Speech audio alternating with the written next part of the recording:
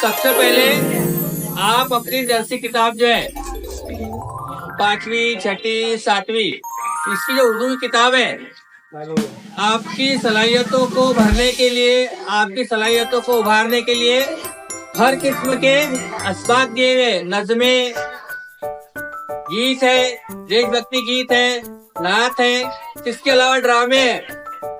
ड्रामे में अलग अलग किरदार होते हैं।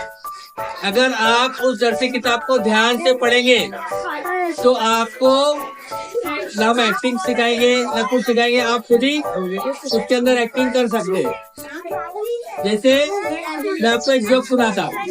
2-3 बच्चे जो है आपस में गुफ्तगू करते, बोलते लगे लंबी लंबी फेंक रहा, क्या बोलते यहाँ लंबी लंबी फेंक रहा, ऐसे फेंको भाग चलती, क्या चलती।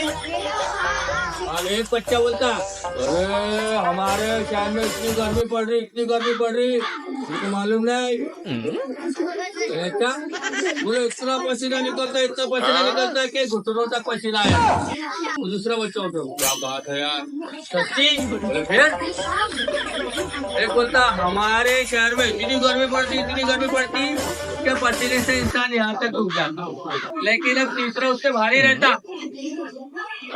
क्या बोलता, अरे तुम्हारे कुछ भी नहीं, हमारे शहर में इतनी गर्मी पड़ती, इतनी गर्मी पड़ती, इतनी गर्मी पड़ती कि कोई टकला तेल लगाकर बाजार में घूमे, अंडा फोड़ेगा तो तल के